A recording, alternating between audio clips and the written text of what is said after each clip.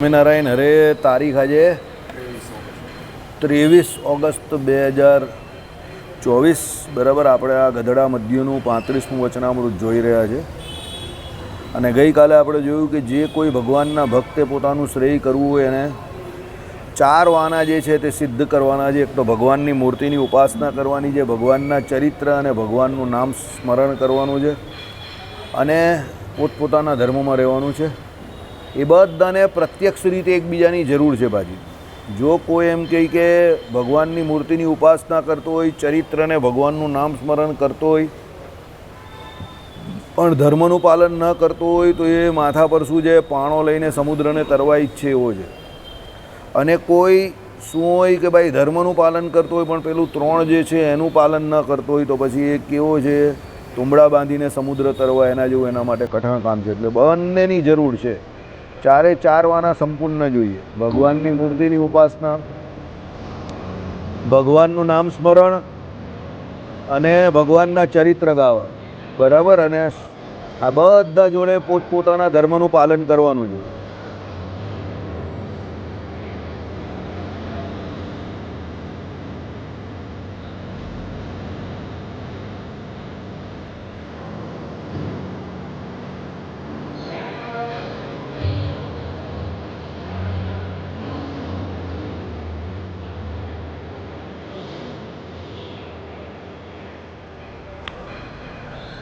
માટે એ ચાર વાના એ કરીને જીવનું કલ્યાણ જરૂર થાય છે. પણ એ બીજું કોઈ એવું સાધન નથી જેણે કરીને કલ્યાણ થાય. એટલે આ ચાર વાના એ કરીને જ જીવનું કલ્યાણ થાય. એના સિવાય બીજું કોઈ સાધન નથી, બરાબર.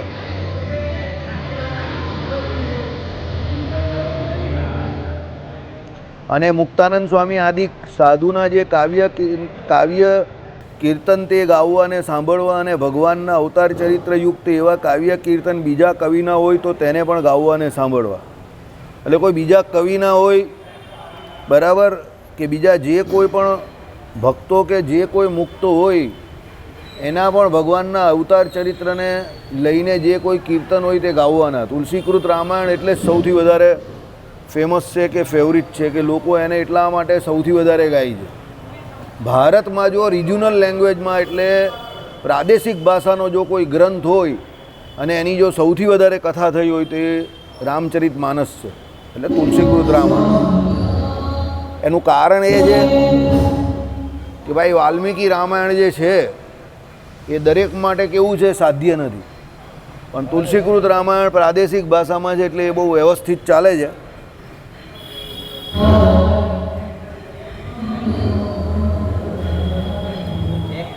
એટલે તુલસીકૃત રામાયણ જે છે તે એમ કહે કે શું કહ્યું કે ભાઈ એવા કાવ્ય અને કીર્તન બીજા કવિના હોય તો તેને પણ ગાવવા અને સાંભળવા. પણ કબીર અને અખાના જે કાવ્ય કીર્તન હોય અને એ જેવા જેના કાવ્ય કીર્તન હોય તેને ગાવવા નહીં ને સાંભળવા પણ નહીં. આમાં શું છે, કબીર અને અખાના છપ્પામાં એટલે ના પાડેલી છે કે કબીર અને અખાના જે કોઈ કાવ્ય કીર્તન કે છપ્પાઓ જે છે એના એ બહુ માર્મિક છે. અને એમાં ઘણી જગ્યા પર મૂર્તિ પૂજાનો ને એનો વિરોધ કરેલો છે. દાખલા તરીકે એક પેલું આવે છે, છાપ તિલક સબ છોડી તુમસે નૈના મિલા કે.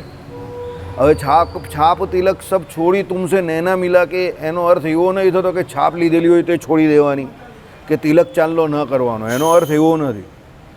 પણ લોકો એવી રીતે અવળું જ ગ્રહણ કરે. લોકો આનું અવળું ગ્રહણ એવી રીતે કરે કે ભાઈ તિલક ચાંદલો કરવાની જરૂર નથી, 4 જાતની જગ્યા પર જે આપણે છાપો લઈએ તે છાપ લેવાની જરૂર નથી, બસ નૈના મિલાક એટલે ખાલી ભક્તિ ભજન કર્યા કરવાનું એવું છે. એનો અર્થ એકચ્યુઅલી એવો નહીં થતો. એનો અર્થ એકચ્યુઅલી એવો થાય છે કે તમે છાપ લેવું કે તિલક ચાંદલો કરો કે બીજા જે કોઈ બાહ્ય સાંકેતિક ચિહ્નો જે વૈષ્ણવના છે એ ધારો, પણ જો ભગવાન જોડે તમને પ્રીતિ કે હેત થાય નહીં તો એ બધું નકામું છે. સમજી ગયા? એટલા માટે એવું કહ્યું છે કે ભાઈ છાપ તિલક સબ છોડી તુમસે નૈના મિલા કે. પણ છાપ તિલકનો વિરોધ નહીં કર્યો, સમજો. એટલે આવા ઘણા બધા માર્મિક છપ્પા કેવું કે કીર્તન કે કાવ્ય કેવું એ કબીરના અખાના છપ્પા ઘણા બધા એવા છે, બરાબર. પછી એ અખાનું એક બીજું છપ્પું પણ એક મૂરખને એવી ટેવ, પથ્થર એટલા પૂજે દેવ. હવે અહીંયા પથ્થર એટલા પૂજે દેવ એણે જે કહ્યું છે એટલે મૂર્તિ પૂજાનો વિરોધ નહીં કર્યો, સમજો. પણ સામાન્ય જન શું કે વિચારે કે ભાઈ આ પથ્થર એટલે મૂર્તિ પૂજાનો વિરોધ કરે છે એટલે આપણે આને સમજી ગયા તમે. પણ એને મૂર્તિ પૂજાનો વિરોધ નહીં કર્યો. એ શું કહે છે કે ઘણા લોકો અનન્ય આશ્રિત થઈ જાય ને, એટલે અન્ય આશ્રિત થઈ જાય, સોરી અનન્ય આશ્રિત નહીં પણ અન્ય આશ્રિત, જ્યાં જોઈ ત્યાં ધૂણાવી આવે. આપણા હિન્દુઓ નથી હોતા, મજાર પર જઈને ટેકી આવે, પેલી બાજુ જઈને ટેકી આવે, બરાબર. એટલે એણે કહ્યું છે કે એક મૂર્ખને એવી ટેવ પથ્થર એટલા પૂજે દેવો એમ, બરાબર. એટલે એનો મતલબ કોઈ પણ દેવતાની નિંદા કરવી કે કોઈ પણ મૂર્તિ પૂજાનો વિરોધ કરવો એવો નથી થતો, સમજો. પણ આવું બધું ઘણું બધું માર્મિક ઘણા લોકોએ લખેલું હોય, કટાક્ષમાં લખેલું હોય, વ્યંગમાં લખેલું હોય, એટલે ભગવાને ના પાડેલી છે.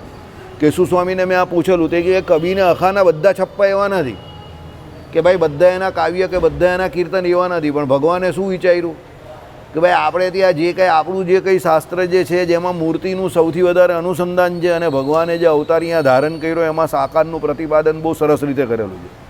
એટલે તમે જો સ્વામિનારાયણ ભગવાનથી વિરુદ્ધમાં સ્વામિનારાયણ સંપ્રદાયના નામ પર ઘણી બધી સંસ્થાઓ આપણા નામને રિલેટેડ ચાલે છે, પણ ત્યાં કોઈ પણ જગ્યા પર ઉપાસના જે છે તે સાકાર સિવાયની બીજી કોઈ નથી. બીજી ઘણી બધી જગ્યા પર ઉપાસનામાં લોચા છે. આ બાપા, પેલા બાપા, ઉપરના બાપા, નીચેના બાપા, ડાબા હાથ, જમણા હાથ, આંગળી બતાવે ને બધા ઘણા બધા લોચા છે, સમજજો, ના નહીં પાડતા. પણ સાકાર સિવાય બીજી કોઈ ઉપાસના કોઈની નથી. જેટલી પણ બ્રાન્ચ હશે તે બધી બ્રાન્ચ ઓરિજિનલી એ આપણી બ્રાન્ચો નથી, પણ એ લોકો આપણી બ્રાન્ચ છે એ પ્રમાણે એ લોકોનો ધંધો ચાલે છે અને ધંધો કરી રહેલા છે. પણ આ ધંધામાં જે ઉતરેલા છે એ પણ કોઈ નિરાકારવાદી નથી, સમજો. કેમ? શ્રીજી મહારાજે સાકારવાદનું બહુ જોરદાર પ્રતિપાદન કરેલું છે, એટલે જ એમણે રામાનુજાચાર્યનો વિશિષ્ટાદ્વૈત મત પણ સ્વીકારેલો છે કે ભાઈ એમાં ઉપાસના માટે મૂર્તિની વાત જે કરેલી છે રામાનુજાચાર્યએ, અને પૂજા આદિ જે કંઈ કરવાની એના દ્વારા જે ભગવાનની ઉપાસના તે આમને આમ ચાલ્યા કરે, તો એના માટે જે વેદોના પ્રમાણો કે જે વેદોક્ત વિધિ પૂજા માટે બતાવેલી છે કે ઉપાસના માટે બતાવેલી છે રામાનુજાચાર્યએ. એટલે તમે જો સાઉથની મંદિરોમાં કે સાઉથમાં અત્યારે પણ ઉપાસના જે છે તે બહુ વ્યવસ્થિત ચાલે છે. દરેક જગ્યા પર તમારે ધોતિયા ફરજિયાત પહેરવાના, સ્નાન કરવાનું, અંદર જવાનું, તે બધું જે ઉપાસના જે છે તે સાઉથમાં બહુ સારી છે. એટલે ભગવાને રામાનુજાચાર્યની જે કોઈ એમ કહી કે ઉપાસના આખી લઈ લીધી, વિશિષ્ટાદ્વૈત મત જ આખો લઈ લીધો, સમજો. કહેવાનું તાત્પર્ય એવું છે કે સાકારવાદનું જોરદાર પ્રતિપાદન થાય, અને અહીંયા ભગવાન સાકાર, એવા જ ઉપર અક્ષરધામમાં પણ સાકાર છે. પ્રાપ્ય અને પ્રાપ્તિ બંનેમાં એ ભગવાન સાકાર જ છે અને હકીકતમાં સાકાર છે. જ્યારે સૃષ્ટિ ન હતી એટલે પ્રલયકાળને વિશે પણ એ ભગવાન તો સાકાર રૂપે જ હોય છે, અને સૃષ્ટિ થાય છે ત્યારે જીવ અને જગત જ્યારે હોય છે, સ્થૂળ રૂપે જ્યારે આ જીવ અને જગત દેખાય છે ત્યારે પણ એ ભગવાન તો સાકાર રૂપે હોય છે. અને જગત કદાચ સ્થૂળ રૂપે ન દેખાય એટલે ઉત્પત્તિ અવસ્થામાં ન હોય, અને પ્રલય અવસ્થામાં જ્યારે જગત એટલે અનંતકોટી બ્રહ્માંડ જે છે તે માયાના ગર્ભને વિશે જ્યારે આવૃત હોય કે આરૂઢ હોય, ત્યારે પણ એ ભગવાન તો સાકાર રૂપે રહેલા જ છે. એટલે આવી સાકારની દ્રઢતા જે છે કે ગ્રંથિ જે છે તે શ્રીજી મહારાજે બહુ સારી રીતે ફેલાવી છે અને એનો બહુ સારો પ્રચાર કરેલો છે. એટલા માટે ભગવાને આ બધા જે કબીર કે અખા જે છે એના કાવ્ય કીર્તન ગાવાની ના પાડેલી છે, સમજો.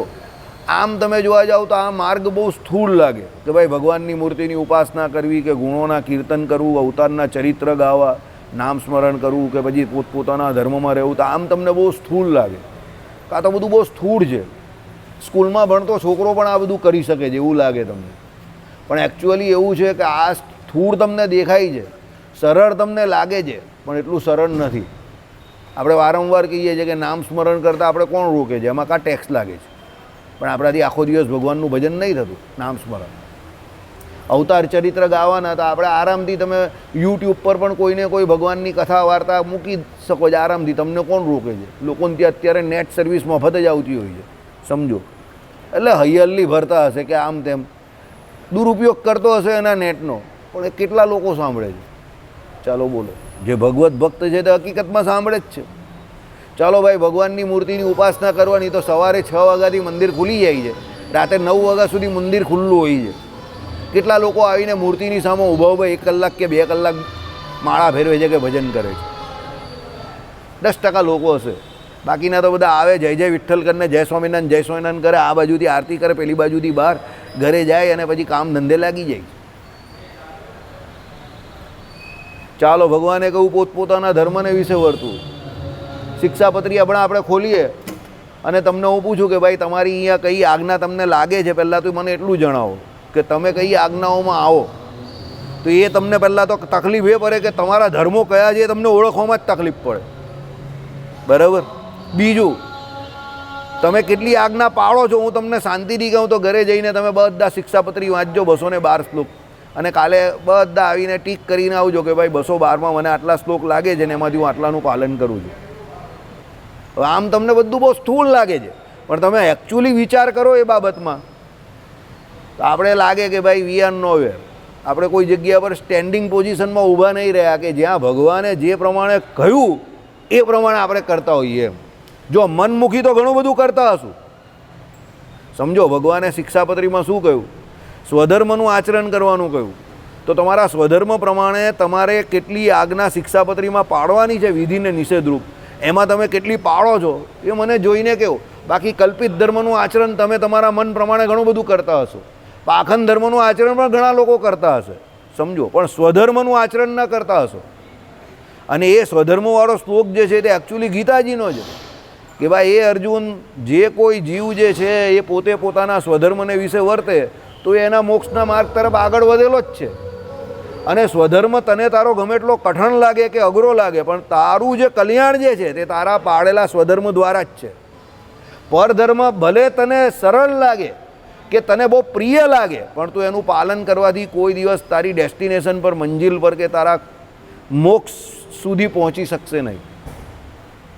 એટલે આ માર્ગ તમને લાગે બહુ સ્થૂળ, બહુ સરળ લાગે કે આ તો ભગવાને શું કહ્યું, કલ્યાણ જ કરવાનું ને નામ સ્મરણ કરવાનું, અવતાર ચરિત્રને ગાવાના, કથા વાર્તા સાંભળવાની, કીર્તન કરવાનું. આ તો બહુ સરળ છે, પણ એટલું સરળ નથી. સમજો, બરાબર? કેમ? જો ભગવાને આ વચનામૃતની અંદર વારંવાર આ 4 વાનાનું અનુસંધાન રાખવાનું કહ્યું હોય અને એ પ્રમાણે જ મોક્ષ થાય એવું કહ્યું હોય, અને જો એ એટલું સરળ હોય તો ભગવાન આ વારંવાર કહે જ નહીં. ઓછામાં ઓછી 5 વખત આ વાત ભગવાને આ વચનામૃતમાં કરેલી છે કે ભાઈ આ 4 વાના કરો તો તમારું કલ્યાણ થઈ જાય, સરળતાથી થઈ જાય, કઠણ નથી, આવા શબ્દો વાપરા છે. બરાબર? પણ એકચ્યુઅલી તમે જોવા જાઓ તો આપણાથી થતું નથી, અનુસંધાન એવું રહેતું નથી. ખબર છે ખરી આપણે કે આ કરવાનું છે. આ કેવું છે કે જ્યારે આપણે ભણતા હોય ત્યારે આપણે ખબર છે કે બધું જે કંઈ પૂછાય છે તે પુસ્તકની અંદરથી પૂછાય છે, પુસ્તકની બહારથી કંઈ પૂછાતું નથી. અને આપણે ભણવા જઈએ એટલે જે ધોરણમાં જતા હોય એનું પુસ્તક આપણે 15-20 દિવસમાં જ મળી જાય છે. અને આપણે ખબર છે કે પરીક્ષા છેલ્લા આ જ પુસ્તકમાંથી આવવાની છે. ને આપણે આખું વર્ષ જોઈને વાંચીએ તો આપણે આરામથી, સરળતાથી 90-95% છેલ્લે આવે, પણ તો પણ આપણે નહીં કરતા. જે 10% સ્ટુડન્ટ હશે તે જ એને ગંભીરતાથી લેશે અને પહેલે વર્ષની શરૂઆતથી જ એને વાંચવા માંડશે ને આરામથી એ લોકો કોર્સ આખો 3-4 વાર પૂરો કરીને એપિયર કરતા હશે અને 95% લાવતા હશે. બાકીના બધા જે હશે તે બધા રૂટીનમાં જ કરતા હશે. સમજો, તેમાં આપણે પણ એવા જ છે. મંદિરે આવીએ છીએ, માળા ફેરવીએ છીએ, દર્શન કરીએ છીએ, સત્સંગ પણ કરીએ છીએ, પ્રદક્ષિણા કરીએ છીએ, ભગવાનની મૂર્તિની સામે ઊભા રહીએ છીએ. બરાબર? જે કંઈ ભગવાને કહ્યું તે ચાતુર્માસના નિયમ પણ ઘણાએ ધારણ કર્યા હશે. ચાંદ્રાયણ છે, ધારના પાળના છે.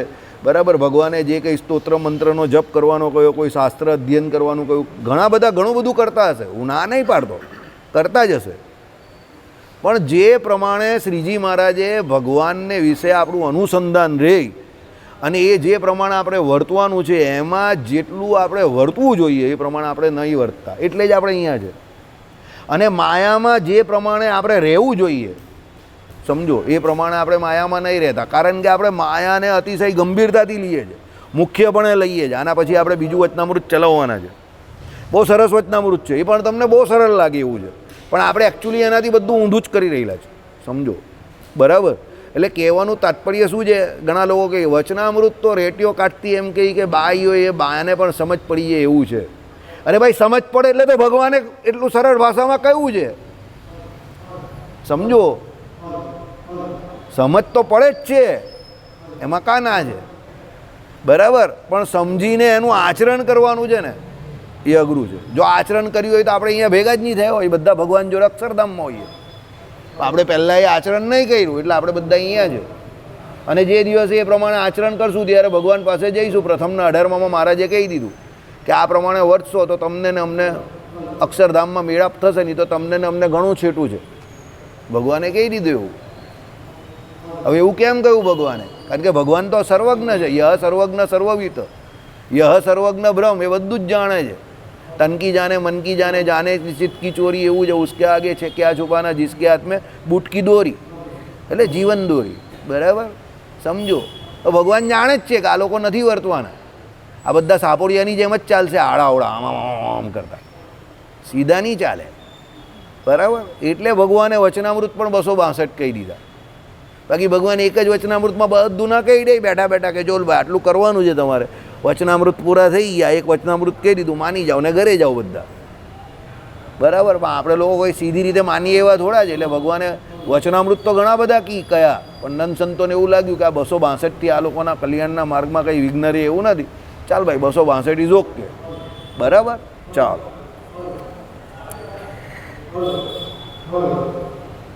અને તમારે સર્વેને મારે વિશે વિશ્વાસ છે, અને હું તમને જેવી રીતે અવળી વાતે ચડાવી દઉં તો જેમ સર્વેને કૂવામાં નાખીને ઉપરથી પાણાની શિલા ઢાંકે ત્યારે તેને નીકળવાની આશા જ નહીં, તેમ તમે પણ મારા વચનને વિશ્વાસે કરીને અવળે માર્ગે ચડી જાઓ તો એમાં શું સારું થાય, તેમાં મારું શું સારું થાય. માટે આ વાર્તા તમારા કલ્યાણની છે, તે મેં તમને હેતે કરીને કહી છે. તે સારું તમે સર્વે હવે આવી રીતે જ સમજીને દ્રઢપણે વર્તજો. ભગવાને કહી દીધું કે ભાઈ હું તમને કંઈ ખોટી વાત નહીં કરતો, તમે બધા મારા વિશ્વાસે રહેલા છે, તો તમારું બગાડીને મને કંઈ ફાયદો નહીં થતો. સમજો. બરાબર, એટલે ભગવાન કહે કે જો ભાઈ હું પાછો તમને કહું છું કે આ જે વાર્તા મેં તમને કહી, આ 4 વાના જે છે એને દ્રઢપણે પાળશો તો જ તમારું હિત થશે, તો જ તમારું કલ્યાણ થશે. એટલે તમે મારા વિશ્વાસે છો એટલા માટે હું તમારું સારું થાય એટલા માટે આ બધું ભગવાન કહે છે, ગળા ફાડીને આપણા માટે કહે છે. એટલે જોજો તમે આ વાતનું ભગવાને અનુસંધાન રાખવાનું ઘણી વાર કહ્યું છે એક જ વચનામૃતમાં કે આ 4 વાના બહુ ઇઝી છે. આપણો સત્સંગ સભા ચાલુ થઈને હું ત્યારથી પહેલે દિવસથી, એટલે હું નહીં, મને એવું જે મારા અનુભવ અને જેટલા શાસ્ત્રો મેં વાંચ્યા કે સમજો બહુ ઓછા કરેલા છે, પણ મને એમાં પણ એટલું લાગ્યું કે બધું બહુ સરળ છે, બહુ ઇઝી છે, પણ આપણે એને બધું કોમ્પ્લિકેટેડ કરી નાખીએ છીએ. સમજો, આપણે જાણી જોઈને બધું કોમ્પ્લિકેટેડ કરીએ છીએ. આપણે બધું કોમ્પ્લિકેટેડ કરવાનું ગમે છે એટલે. સમજો, બાકી કંઈ એટલું મને બહુ સરળ જ લાગે છે, મને કંઈ ઇઝી, બધું ઇઝી જ લાગે છે. સમજો, મેં તમને વારે કહ્યું મને બધું ઇઝી જ લાગે છે, મને કંઈ અઘરું લાગતું જ નથી. અને મને જે અઘરું લાગતું એ હું કરતો નથી.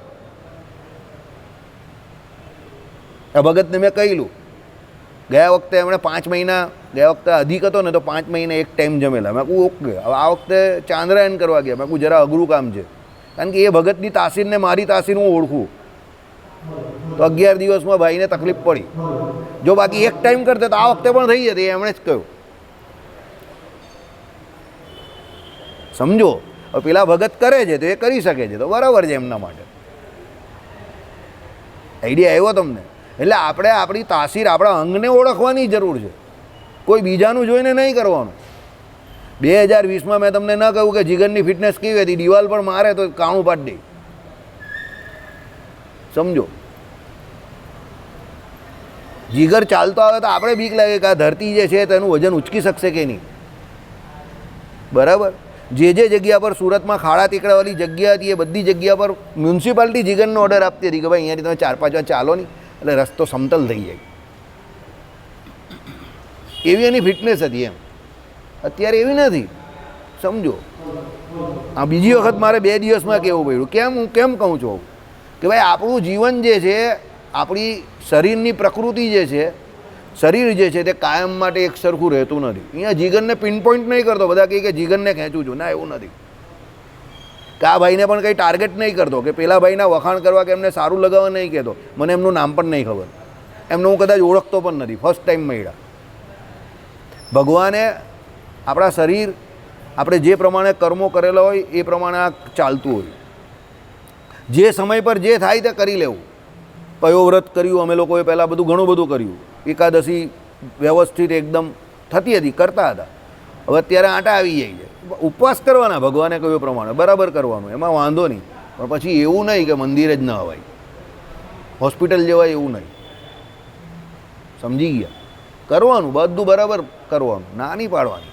અધર્મ ન કરવાનું, પણ પછી જોવાનું એ પણ કે ભાઈ આપણે વધારે પડતું એક બાજુ ન ઢળી જવાનું અને કોઈ બીજો કરે એ પ્રમાણે ન કરવાનું, જરા પણ નહીં કરવાનું.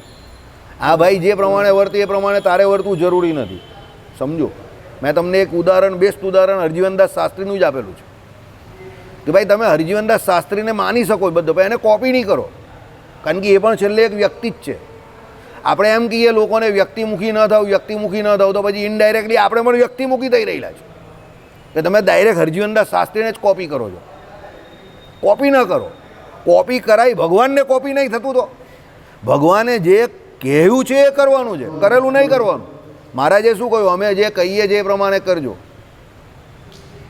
કેમ? હરજીવનદાસ શાસ્ત્રીને આપણે કઈ રીતે કોપી કરી શકીએ?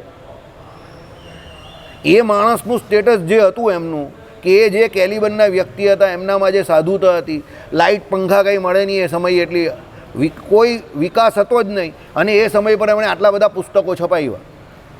સમજો, સંપ્રદાયના 90% શાસ્ત્રો એમણે છપાવ્યા. એટલે એ વ્યક્તિની નિદ્રાથી માંડીને દરેક બાબત પર બહુ નિયંત્રણ. બરાબર. હવે એ વ્યક્તિ જે પ્રમાણે વર્તે, આપણાથી વર્તવું કઠણ છે, અઘરું છે, એટલે એને કોપી નહીં કરો. એમણે જે સમયમાં જે કામ કર્યું, બરાબર, એ કામ અત્યારે કરવું બીજા માટે અઘરું છે. સમજો, એટલે કોપી કોઈને ન કરાય. કેમ? તમે કોઈને કોપી કરવા જાઓ તો પહેલી વાત કે તમે એ વ્યક્તિ જે છે એના જેટલા પાવરફુલ છો કે એને કોપી કરી શકો. ઘણાને કોપી કરવા પણ અઘરા પડે. સમજો, અકલ કરતાં વધારે શું, તમે એને કોપી જ નહીં કરી શકો. નકલવાળી વાત તો આખી અલગ છે, પણ તમે એને કોપીને નકલમાં થોડો ફેર છે. સમજો, બરાબર. તમે કેવી રીતે, કોઈ માણસ બહુ મોટા મોટા કામ કરતો હોય, સમજો, હવે તમે એને કોપી કરીને કરવા જાઓ, પણ તમારી એટલી કેપેસિટી તો જોઈએ ને. તમે ઈચ્છો છો પણ નહીં થાય. ભગવાને શું કહ્યું કે દાખલા તરીકે કોઈ ગરીબ માણસ હોય ને એને દાન દેવાની બહુ ઈચ્છા થાય. યાદ રાખજો, જેની પાસે પૈસાની ઉણપ હોય ને એને દાન દેવાની બહુ ઈચ્છા હોય, અને જે પૈસાદાર હોય એ કંજૂસ હોય. આ થંબ રૂલ છે. This is universal truth. તમારી પાસે પૈસા ઓછા હોય ત્યારે તમને બહુ દાન દેવાની ઈચ્છા થાય, અને આવે ત્યારે તમે કંજૂસ થઈ જાઓ. સમજો, હવે તમારી પાસે જ્યારે રૂપિયા છે ત્યારે તમારે એકચ્યુઅલી દાન કરવું જોઈએ ને, પણ તમે નહીં કરતા. જેટલું જોઈએ એટલું નહીં કરતા. સમજો, આ બધું જગત આવું જ છે. આમાં કોઈ પણ વસ્તુ ફિક્સ નથી, એટલે કોઈને કોપી ન કરવા. યાદ રાખજો. પેલો કહે કે ભાઈ એ મારા માટે ઇન્સ્પિરેશન છે કે પ્રેરણાદાયક છે. પ્રેરણા તમે ગમે ત્યાંથી લઈ શકો. દત્તાત્રેય ભગવાને 24 ગુરુ કરેલા, તો પ્રેરણા તમે બધેથી લઈ શકો, પણ કોપી કેટ નહીં બનો. બેઠા એના જેવું બધું જ ન કરો, ન કરી શકો તમે. You can't do. બરાબર. એટલે ઇન્સ્પિરેશન દરેક જગ્યા પરથી લઉં, પણ કોપી કેટ ન બનો. તો હું બેઠું આનું ને આનું જ બધું લેવું, એવું નહીં. એ શક્ય જ નથી, એ પોસિબલ જ નથી. કારણ કે બે માણસ કે બે વ્યક્તિ એક જેવો હોઈ જ ન શકે. મહારાજે નહીં કહ્યું ભગો અને મૂળો, તો અમે એની જોડે રહીએ તો અમને પણ ખબર પડી જાય 6 મહિના પછી કે આ ભગો છે ને આ મૂળો છે. એટલે બે વ્યક્તિ એક સરખા હોતા જ નથી. એટલે કોઈને કોપી ન કરવાના. આપણે આ પેલું શાસ્ત્ર લીધું હાથમાં, વેદસ્તુતિ. હવે મેં કોઈ દિવસ વાંચેલું નહીં, મને તો આ ભાઈએ આપ્યું ને મેં લીધું. રવિવારે કેવો બખેડો નીકળો અંદરથી. હતું તો શાસ્ત્ર જ. સમજો, તો આપણે જોયું અંદર અને કેવી મગજમારી નીકળી. આઈડિયા આવ્યો તમને? હવે છે તો વેદસ્તુતિ, વ્યાસજીનું શાસ્ત્ર જ ઓરિજિનલ તો, બરાબર. પણ જે એનું શું કર્યું, ભાષાંતર કર્યું, ભાષ્ય કર્યું, એમાં મગજમારી થઈ ગઈ ને, ગરબડ કરી છે ને. સમજો, એટલે હું તમને કહું છું કે ડાયરેક્ટલી કોઈનું જે કહ્યું હોય તે બેઠું ને બેઠું લઈ ન લેવું, વિચાર કરવો. બરાબર. કોઈ કહે કે ભાઈ અમે મૂળ સિદ્ધાંતવાળા, સ્વામિનારાયણ મૂળ સિદ્ધાંત, સ્વામિનારાયણ મૂળ સિદ્ધાંતવાળા. ભાઈ મૂળ સિદ્ધાંતને નહીં છોડતા, બધા આવું કહ્યા કરે. પણ હવે 25 જણા એવું કહે છે કે મૂળ સિદ્ધાંતવાળા, તો એકચ્યુઅલી મૂળ સિદ્ધાંત કયો છે એના માટે બી લોકો કન્ફ્યુઝ છે.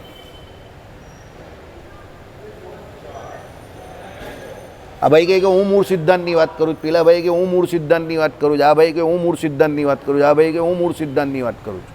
હવે બધા વાત કરવાના, એટલે એક વાત તો નક્કી છે કે થોડું થોડું જુદાપણું તો હોય, બધા સરખા તો બોલવાના નથી. તો હવે મૂળ સિદ્ધાંત કયો, એમાં લોકો કન્ફ્યુઝ.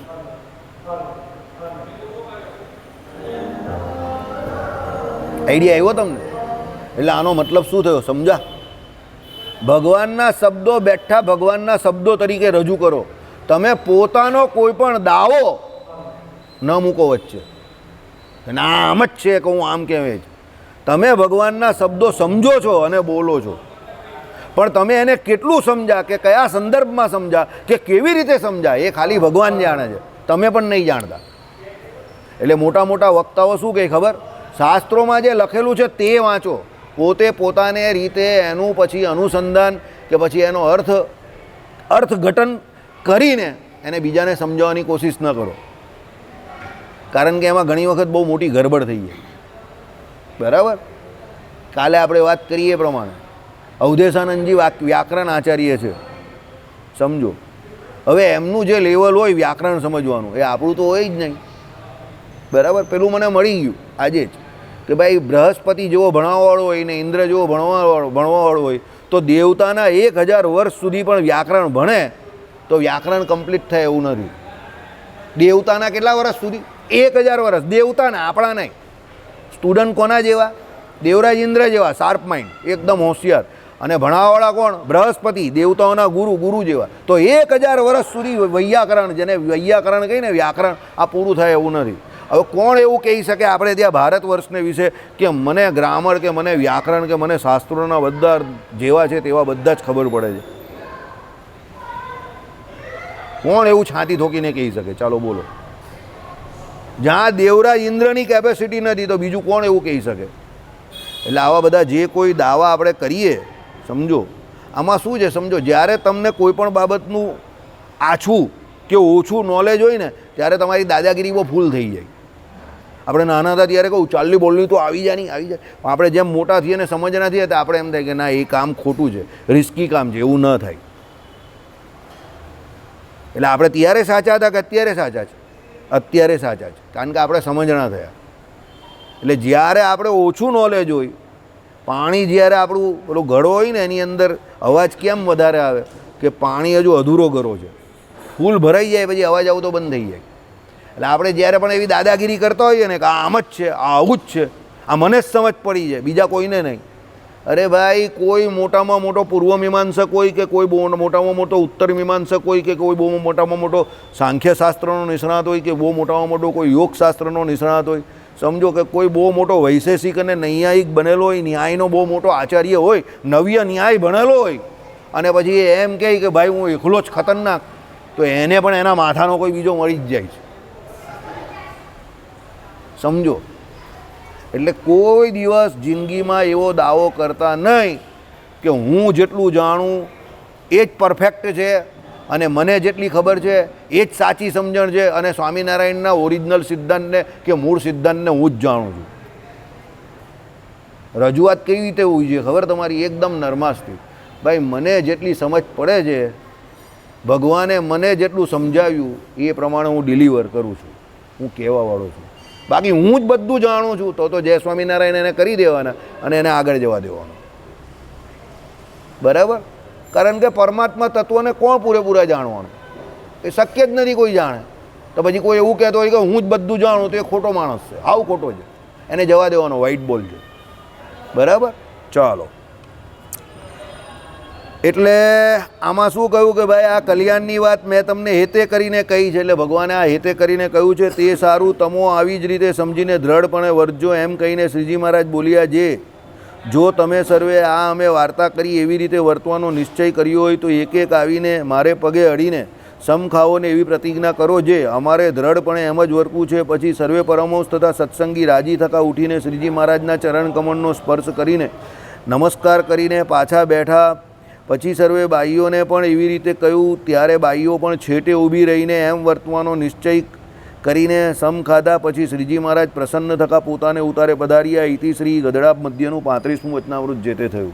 ભગવાને બધાને કહ્યું જો ભાઈ આ પ્રમાણે તમારે વર્તવાનું છે ને, એટલે બધાએ કહ્યું કે ભાઈ સમ ખાધા બધાએ. પછી બાઈઓએ પણ સમ ખાધા.